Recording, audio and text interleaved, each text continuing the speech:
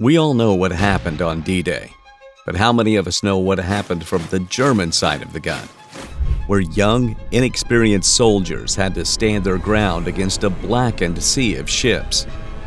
In this video, we're going inside the bunkers, through the radio static, down to the muddy trenches, minute by minute. From the moment the sky split open at 4:45 a.m. to the final collapse of the German line by nightfall, this is every major moment of June 6th, told by the men who were trying to stop history from being made. Chapter 1: Thundering Dawn. It started with a sound I'd never heard before, not even during training, not even in Russia. It was like the sky had cracked open and decided to fall on top of us. I remember my eyes shooting open in the dark. My first thought wasn't war. It was that the earth itself was angry. The whole bunker was shaking. Dust poured from the ceiling. You could feel it on your chest. This deep rumble that made your ribs vibrate. Some of the boys screamed. Others didn't move at all, frozen like statues. I just stared at the ceiling and waited for it to collapse. At first, I thought it was another drill, maybe some naval artillery test. But then the pounding didn't stop. It didn't pause. It just kept going. Boom, boom, boom. Like some giant beast was stomping its way toward us, and we were just ants in its path. Then the radio came alive. Static first, then the words, "Feindliche Landung möglich." Possible enemy landing. That's all they said. No location, no commander's voice, just static again. I looked at my friend Eric. He looked back at me, eyes wide, his helmet still in his lap. Neither of us spoke, but we both understood. This wasn't a drill. This was it. They told us for months that they'd come, that the Atlantic Wall would hold. But no one told us it would start like this, with the sea pounding us before we ever saw a single enemy face. We didn't know where they were coming from. Now we knew. But it was already too late. Before we move on to the next section, please don't forget to subscribe if you've liked the video so far. Chapter 2: Watery Shadows. At 5:30, the sky had softened just enough for us to see the water. And that's when everything inside me dropped. The ocean. It wasn't blue anymore. It was steel. Just an endless wall of gray ships, packed so tight it looked like you could walk across their decks from one to the next.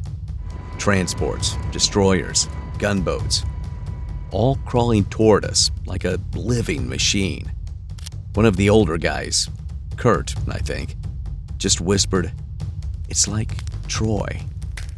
I didn't get it at first, but then I realized we were the city and they were the Greeks. I gripped the MG-42 in front of me like it was some kind of shield, but it felt pointless. I kept thinking, how do you stop that? How do you stop a sea full of guns? The worst part? We couldn't even fire. The range was too far. We just had to sit there and watch death come for us, slow and deliberate. Some of the boys were praying under their breath. Others cursed. A few just stared through their scopes, like they couldn't blink. I couldn't tell if my hands were trembling from the cold or from what I was seeing. Probably both. They told us we'd be ready. They told us the wall would hold. But no one talked about this part, when you're forced to wait, knowing full well that you're outnumbered, outgunned, and maybe already dead. We couldn't move, couldn't retreat, couldn't even scream. We were trapped behind our own defenses, staring out at the biggest invasion fleet the world had ever seen. And it just kept getting closer. Chapter 3: Cracking Wall. They told us the wall would hold. For months, that's what we heard. Impenetrable. Fortress Europe. Nothing gets through. And for a moment, I almost believed it. I wanted to believe it. We had bunkers carved into cliffs, fields of mines, steel obstacles in the surf, and machine guns lined up like dominoes. It looked invincible on paper. But paper doesn't bleed. The first landing craft hit the shore just after 6. At first, we opened fire like we were trained. Controlled burst, measured distance. Then the machine gun jammed. I cursed and tried to clear it while Eric loaded a second belt. But by the time I looked up again, 3 more boats had hit the sand. Then 5, then 10. Rangefinders stopped working. Smoke from the bombardment still hung in the air, making it nearly impossible to see. And those who did come into view, they just kept coming. Some of them fell right away, torn apart by bullets or mines. But behind every one that dropped, 3 more charged forward. One of the mortars misfired and exploded behind us. A bunker door jammed shut from the pressure of debris. Radios were cutting in and out. Our so-called wall wasn't holding. It was collapsing, piece by piece. I kept firing, reloading, swearing, trying not to look at the bodies piling up near the water. But the truth was sinking in fast. This wasn't a test. This wasn't some skirmish. This was the real thing. And no matter what we built, no matter how many drills we'd run, we were never ready for this. Wave after wave they came, and the wall, the mighty Atlantic wall, was already cracking beneath our boots. Chapter 4. Disorder and Chaos. By 6:30, whatever plan we thought we'd had, it was gone. Just gone. The lieutenant had been shouting orders one minute, then vanished the next. Maybe he was hit. Maybe he ran. No one knew. I kept calling on the field radio, flipping between frequencies, begging for anything. Coordinates, fallback orders, reinforcements. All I got was static, then a scream, then more silence. The weirdest part? Some bunkers were still firing like nothing had changed. Others, just 100 meters away, were already overrun, silent, probably filled with the dead. There was no coordination, no chain of command, just pockets of men, scattered like broken glass, each doing their own thing. I remember hearing a machine gun from the next position suddenly stop.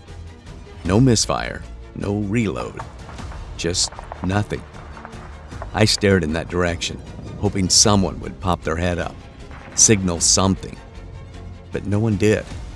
And that silence, it was worse than the gunfire, because that's when it hit me. We were on our own. No one was coming to help. No fresh troops. No Panzer Division riding in to save the day. It was just us, boys with rifles and a bunker full of sandbags, trying to hold back the sea. We weren't soldiers anymore. We were just scared kids in uniform, trying not to be next. We had no idea where the enemy had landed or how far they'd gotten. For all we knew, they were already behind us. And that's when I stopped thinking about winning, or orders, or even the war. That's when everything narrowed down to one thing: survival. No maps, no glory, just me, my rifle, and whatever seconds I had left. Want to understand the world better? Start with history and subscribe to our channel. Chapter 5. Unbreakable Beach. By 7 o'clock, the beach should have been clear. That's what we were told. If the defenses held, the first waves wouldn't last more than 10 minutes. But this beach, it refused to break.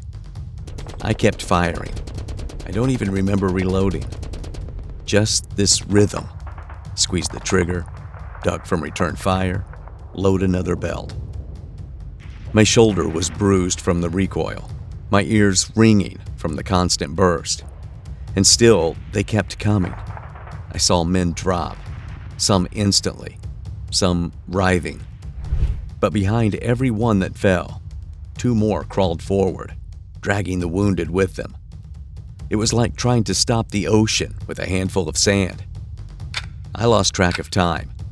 It felt like we'd been shooting for hours, even though barely 20 minutes had passed. I didn't feel fear anymore, just this strange numbness, like my body was on autopilot and my brain had checked out. The horror was there, but distant, like I was watching someone else's nightmare. Every so often, something would jolt me back. A scream, a flash of blood, the sound of someone choking nearby. One time, I turned to shout to Eric, and he wasn't there. Just his helmet, lying on its side. I didn't ask questions. I just couldn't. I just turned back to the sights and kept firing. The bodies were piling up along the wire. You couldn't even see the sand in some places. Just uniforms, scattered rifles, and broken men trying to crawl forward anyway. It didn't make sense. It should have broken them, but it didn't. They weren't stopping. They weren't turning back. And for the first time in my life, I started to believe something terrifying. Maybe we weren't the strong ones after all. Maybe we were just the first to break, and we didn't even know it yet. Chapter 6. Blazing Skies.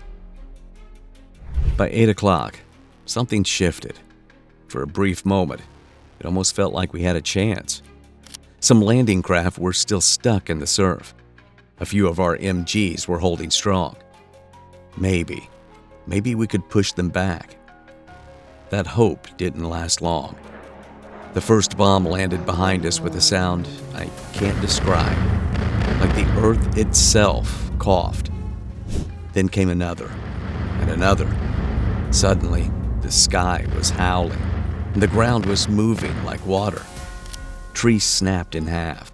Bunkers shook like cardboard. A shell landed somewhere up the slope and lit the hill on fire. The heat hit me like someone slapped my face. I remember turning to shout something to the guy next to me, but he wasn't shouting back. He just looked at me, confused. I saw blood pooling beneath him.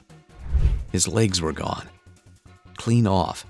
I didn't even hear the blast that did it. Everything was dust. Dust in my eyes, in my throat, in my ears. I couldn't hear anything. This sharp ringing, like the world had been muffled by a giant hand. My helmet was half off, one of the straps torn. My hands were shaking, and I didn't even realize it. Before the shelling, there were these strange moments of silence, just long enough to think it might be over. And that silence, that false hope, was worse than the noise. Because you never knew when the next one would come. You just sat there, bracing. No orders, no targets, just survival, again. We had spent years building this wall, training for this day. But no one trained us for this part. For the fire from the sky, for the feeling of the world coming undone around you, and knowing there was nothing you could do to stop it. Chapter 7. Steel Meets Flesh. By 9:30, the unthinkable happened. They were past the seawall. I don't know how they made it. Mines, tank traps, barbed wire.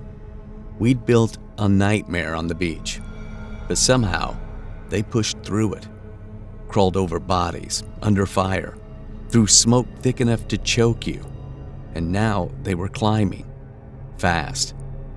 I saw one first, just a helmet bobbing behind a crater, then 3 more, then a dozen, They were up the slope, on our level, and we had nothing left to throw at them.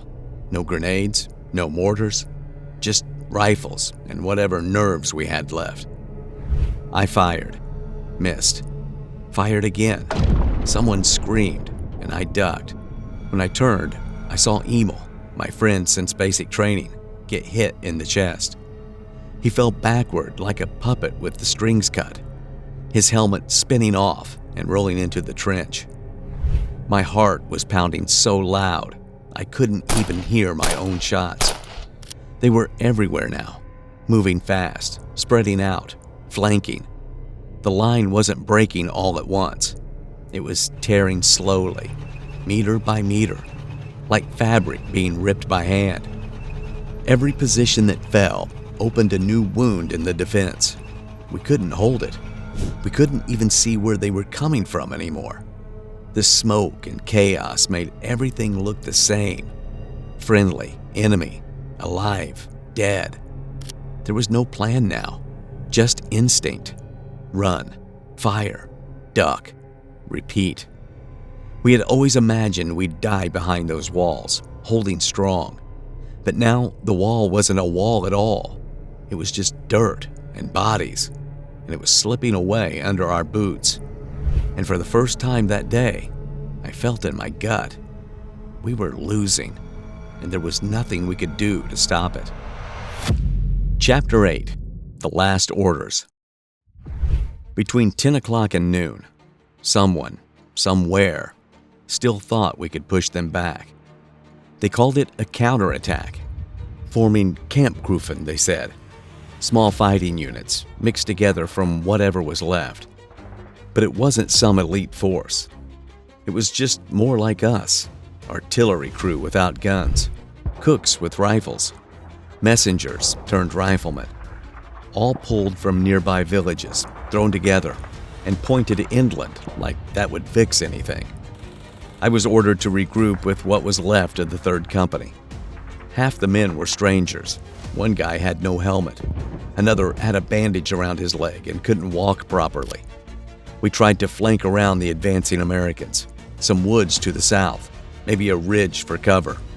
But as soon as we crossed the hedgerow, the radio screamed with panic. One of the other groups ran right into a Sherman. We heard it before we saw it, that low growl of the engine, the mechanical clatter of threads crushing stone. Then, boom, a direct hit.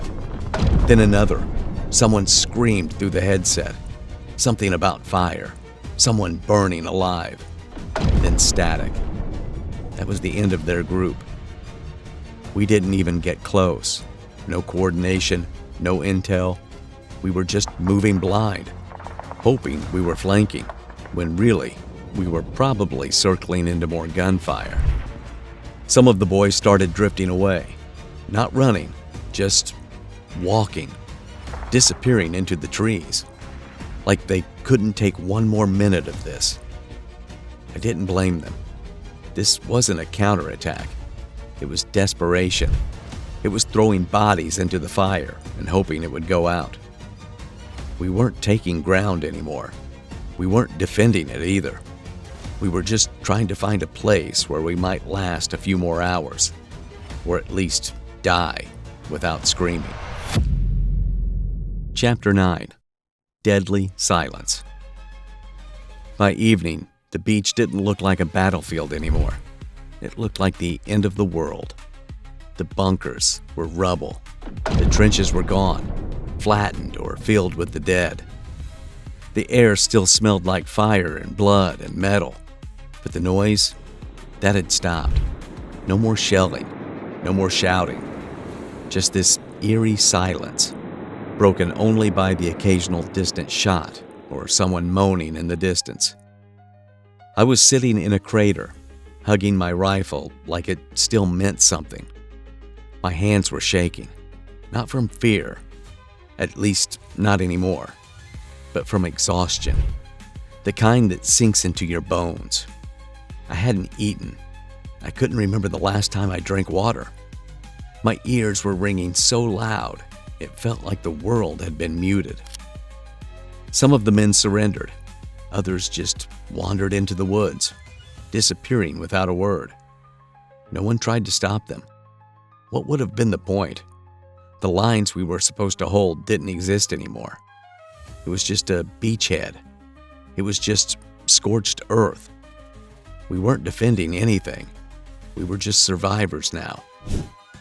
I remember staring up at the sky as it darkened, wondering how many of us were left, wondering if this was really the same war we'd trained for, the same war they told us we were ready for. Because what I saw that day didn't feel like war. It felt like erasure, like something ancient being swallowed whole. They say June 6th was a victory, that the tide turned, that freedom landed on that beach. Maybe that's true. But for us, it wasn't a beginning. It was an ending. And no one ever asked what it felt like to lose that day. Until now. But what would you do if you were a young soldier on that beach with no choice, no voice, and no way out? Would you fight to the end? Or would you run? Let us know in the comments below. Here's another video history buffs enjoyed watching. Goodbye for now.